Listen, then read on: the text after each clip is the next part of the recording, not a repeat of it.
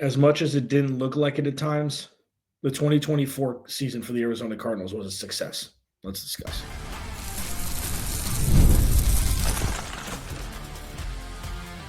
You are Locked On Cardinals, your daily Arizona Cardinals podcast.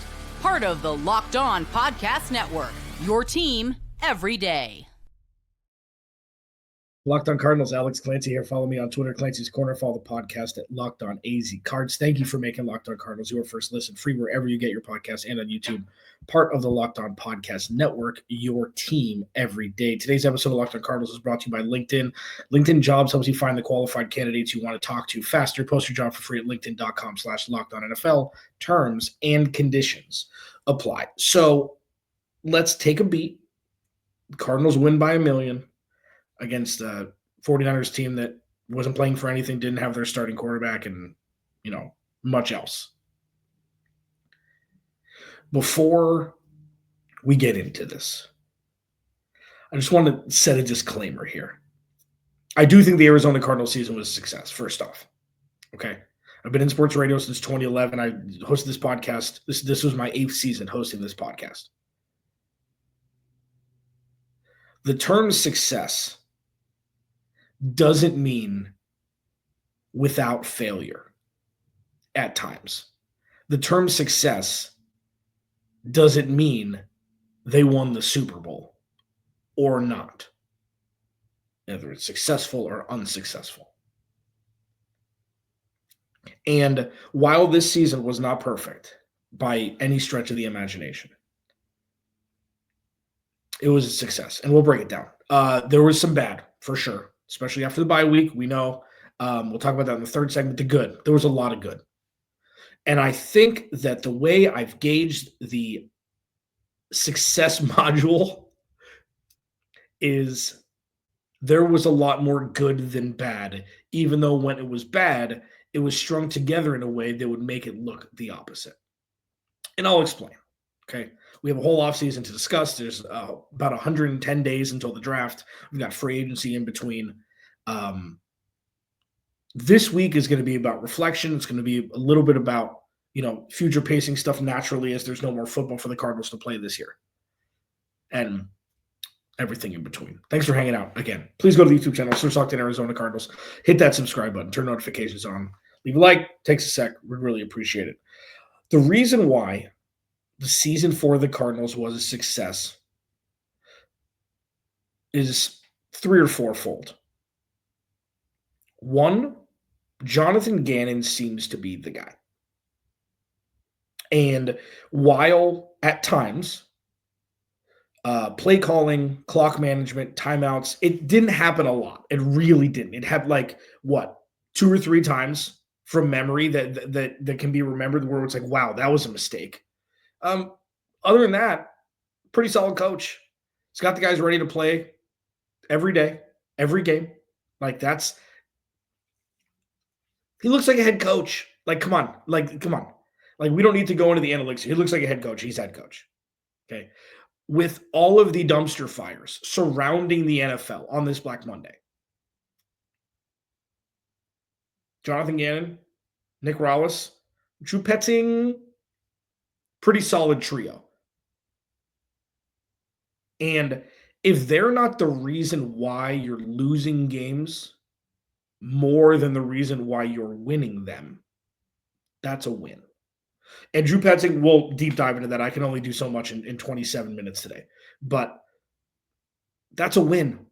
That's a success. It's moving forward. It's getting better. Kyler Murray.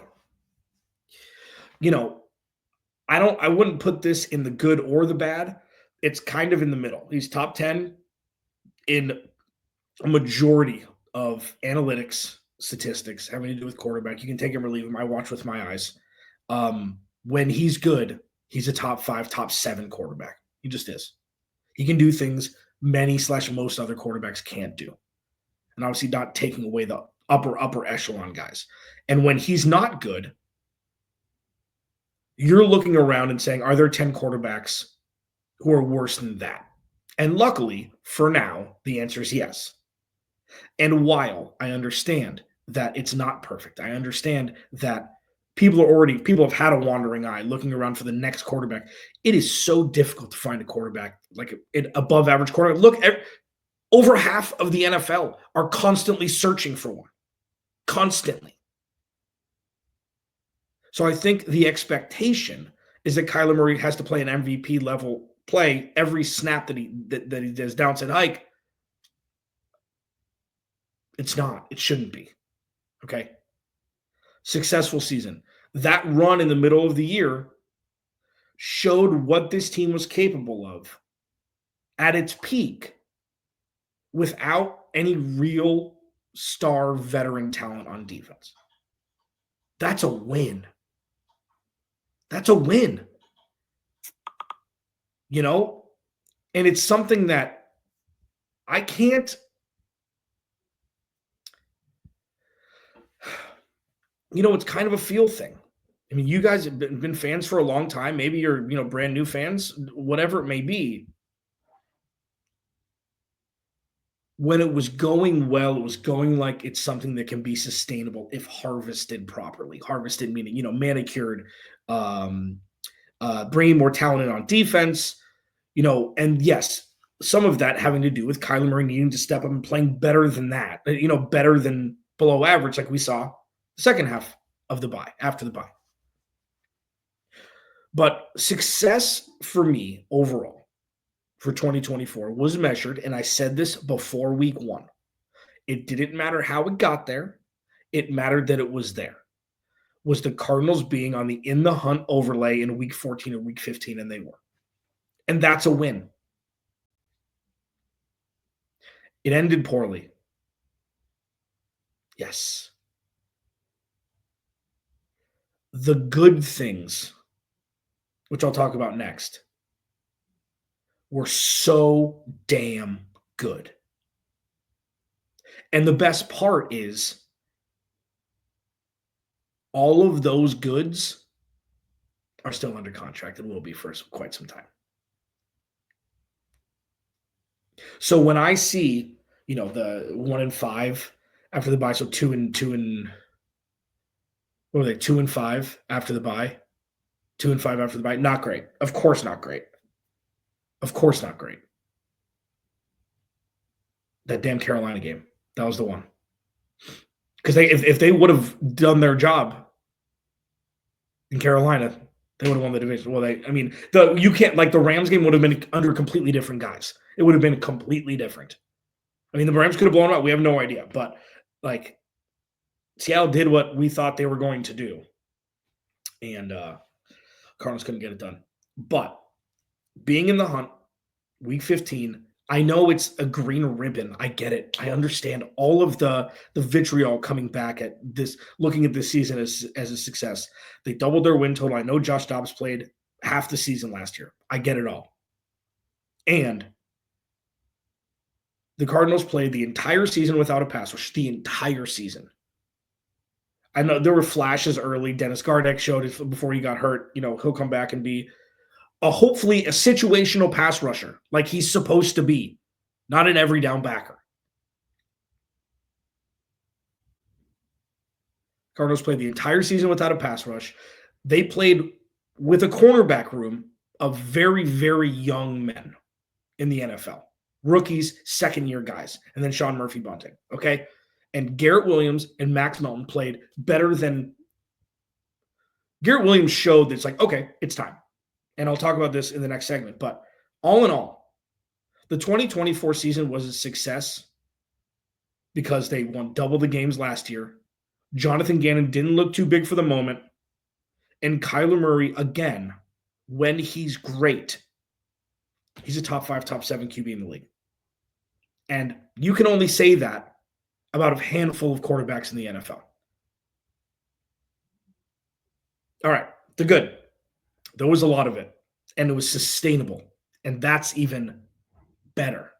I was going to say good. Yeah, it doesn't matter. That's next. Locked On Cardinals, your team every day. This episode of Locked On Cardinals is brought to you by our friends at LinkedIn.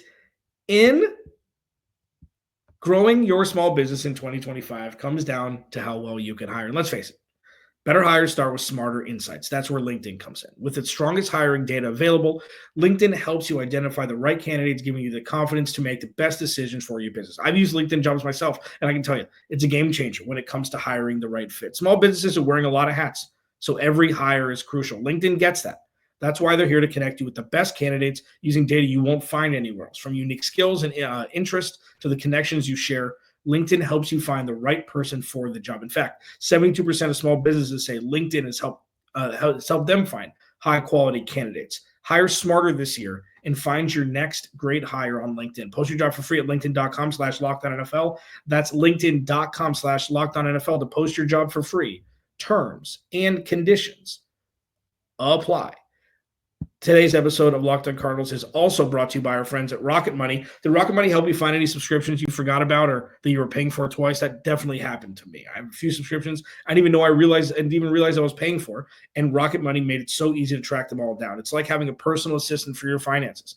Rocket Money is a personal finance app that helps you find and cancel your unwanted subscriptions, monitor your spending, and helps lower your bills so you can grow your savings. It brings everything together in one place, whether it's subscriptions, your spending habits, or even the goals you want to hit this year. Rocket Money has over 5 million users and has saved a total of $500 million in canceled subscriptions, saving members up to $740 a year when using all the app's premium features. Cancel your unwanted subscriptions and reach your financial goals faster with Rocket Money. Go to rocketmoney.com/lockedon today. That's rocketmoney.com/lockedon. rocketmoney.com/lockedon.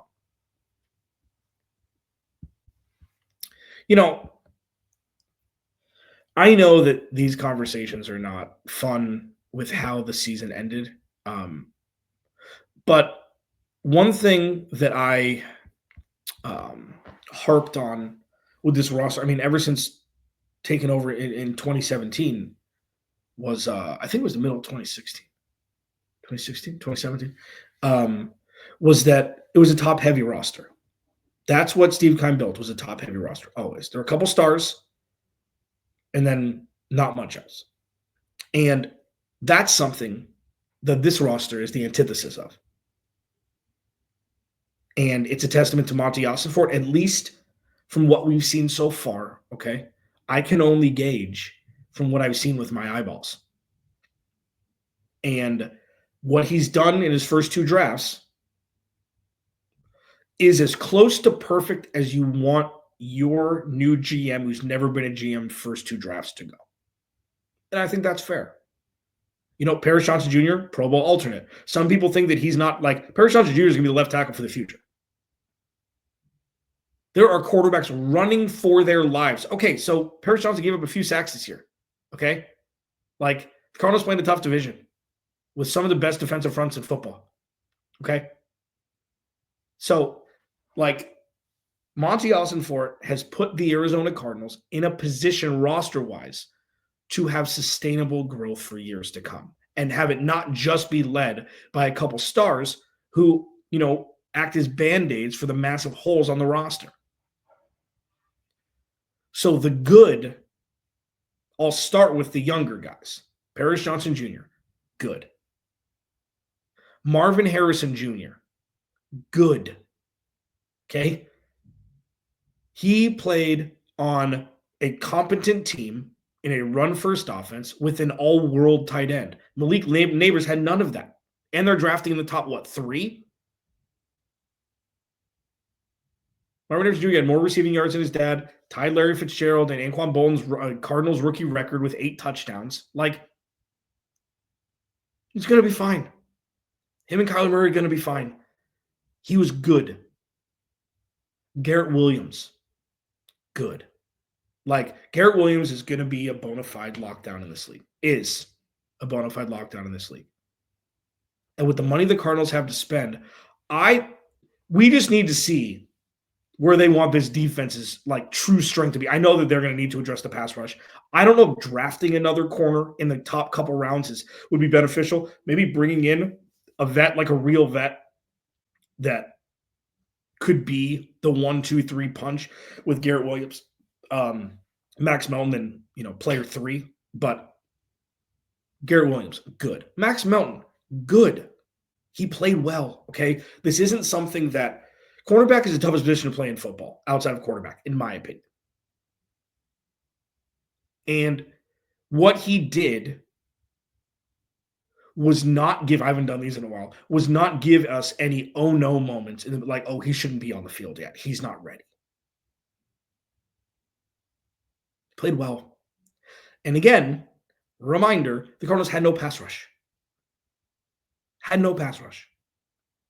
None.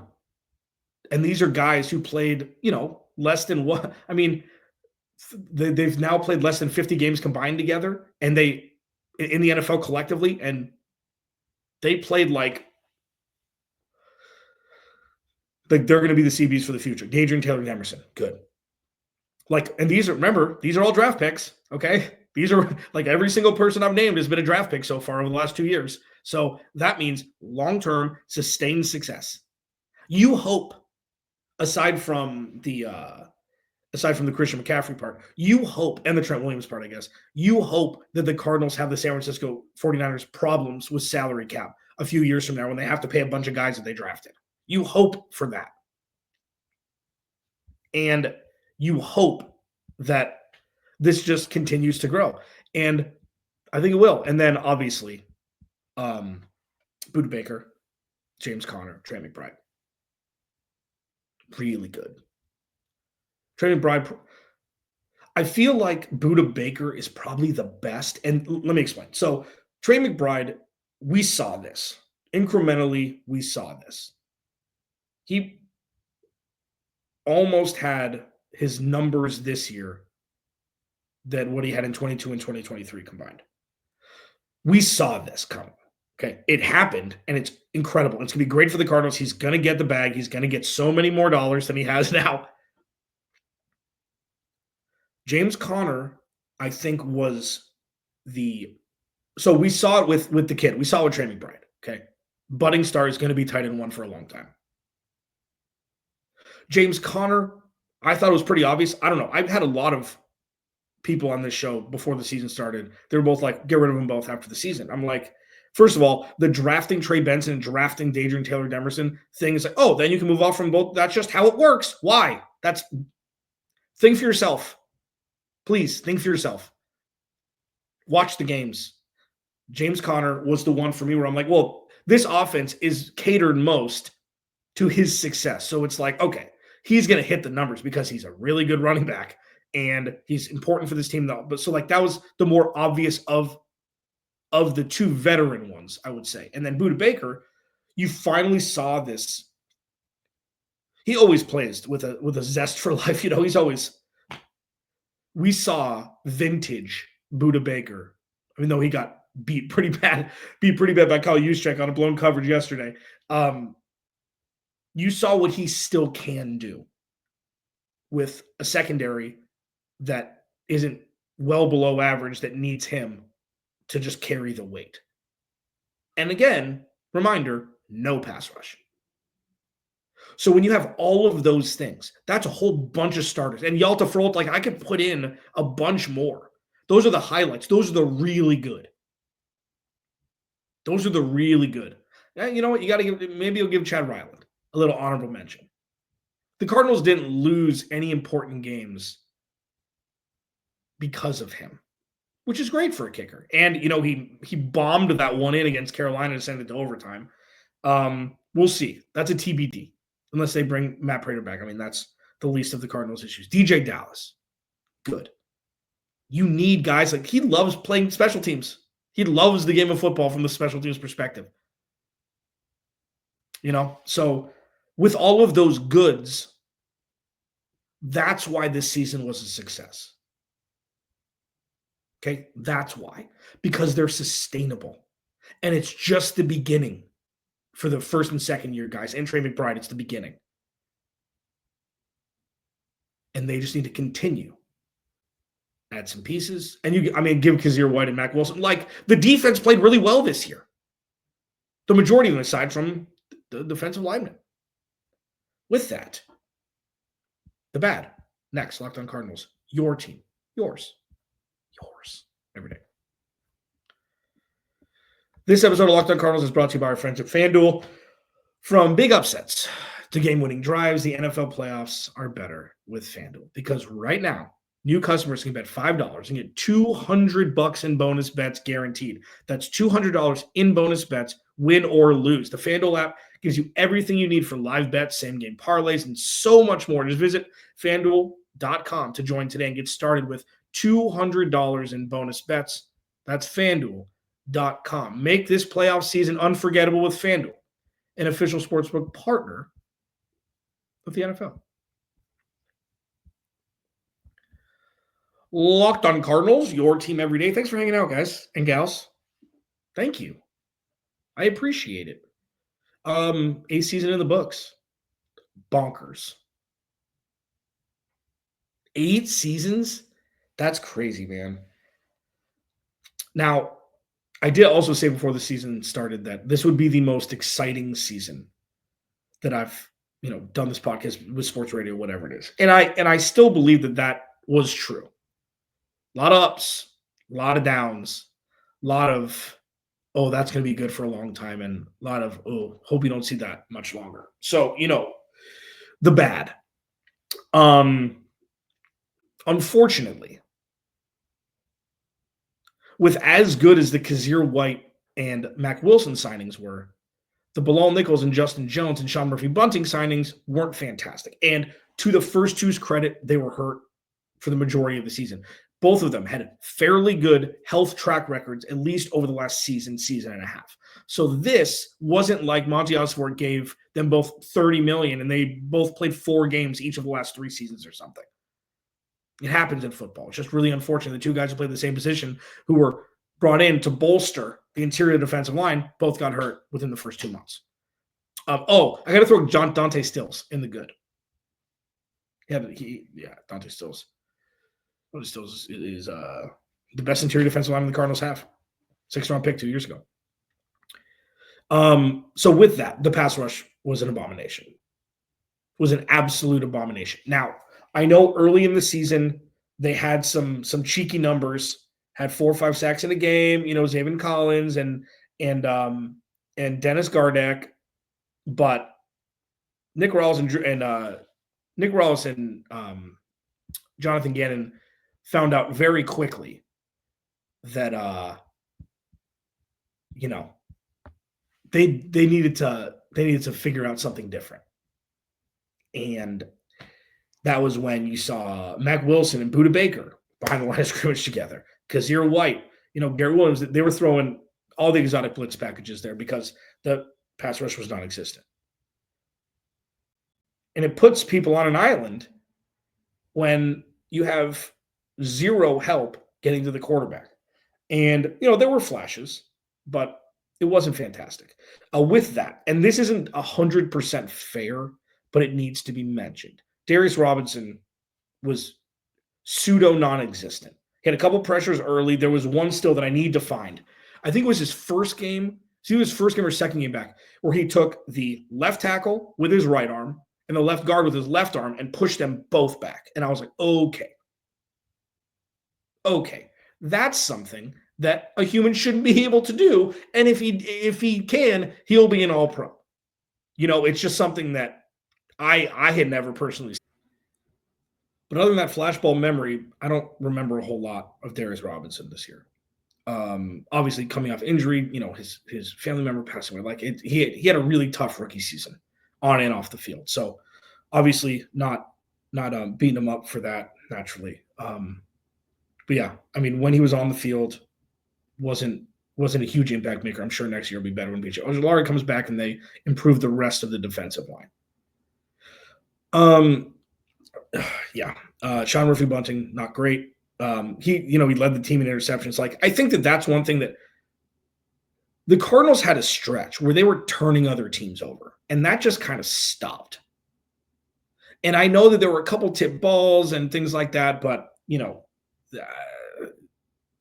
when you see teams have 30 plus turnovers, takeaways in a season, the Cardinals weren't even close to that. Not good. Jalen Thompson didn't have his best year. I don't know if this is an age thing. I don't know if it's a scheme thing. I don't know if it's just, I don't think he's losing a step. And I think that's the thing. They're going to have to figure that out. I don't know if Adrian Taylor-Damerson's ready to just emerge and be that guy and they move off of Jalen Thompson. I don't know. But, if Jonathan Gannon and Drew Petzing or Nick Rallis can find a way, they'll keep him and they'll, have him bounce back next year, but not great. Okay, so let's get to the two that everybody wants to talk about. Drew Petzing, Kyler Murray. Obviously not bad the entire year. Obviously not great the entire year. The bad – There's no reason why the Cardinals offense should ever crater. And for me, and I've said this pretty much ever since they signed James Conner, relying on James Conner too much, even though he played 16 games, he was fantastic this year. Relying on James Conner too much can stagnate the offense if the running game isn't effective right away. And we saw that a couple times this year. Seattle, first game in Seattle, where they're like, all right, we're going to stop the run. That's pretty much what they said. The Seattle was a terrible run defense. I had, Corbin Smith and I did crossover Thursday from, Locked on Seahawks. And they're like, yeah, the rush attack is going to reign supreme against this bad Seattle Seahawks rush defense. And then the opposite happened, and the Cardinals couldn't get anything going. I think the percentage of play calling run versus pass was something that made me scratch my head a little bit from time to time. And I'm sure they'll figure it out. As defending Drew Petzing, dropping Marvin Harrison Jr. in a run first play action offense, it's not just an easy thing to do. It's not just an easy thing to do. But I'm sure they'll figure it out. I have no reason to think why put it this way, and I'll do probably a show on this, but it's going to be Drew Petzing and Kyler Murray, or neither Drew Petzing nor Kyler Murray after next season. I would think. Yeah. And we'll save that for a later date. And then the bad for Kyler Murray, I don't know how he forgets to play football sometimes. He forgets to do what makes him great. I don't understand it. And I'm not even talking about the last, 3-4 weeks where the offensive line was bad. I mean, he just forgets how to play football for series at a time. And then he'll come around the next series and be an MVP. I don't understand it. The timing routes with Kyler Murray's skill set and his ability to do what he does with the football, throws a beautiful deep ball, and then he throws like these darts, like he's playing second base with a base runner just screaming down the sideline, screaming down the base path. It's like the one against Trey McBride. Like Trey McBride should have turned his head sooner, and Kyler Murray could have taken a couple miles per hour off that fastball. And I don't understand why that's still an issue. Kyler Murray still does a lot of things great. And I know people don't like him, and I know they say he's short, and he's this, and he's that, and I get it. Okay, that's fine. Kyler Murray at his best, irrespective of height, at his best, is a top 10 quarterback in this league. He is. And I know that's tough for people to stomach and think it's lazy. And then if they do move up from next year, they're going to be like, oh, told you so. It's like, that most quarterbacks don't work out, right? Most quarterbacks don't win jack. So thinking that moving off from Kyler Murray and bringing in this presence, let's go get Arch Manning. Let's go. It's Looney Tunes. It's Looney Tunes.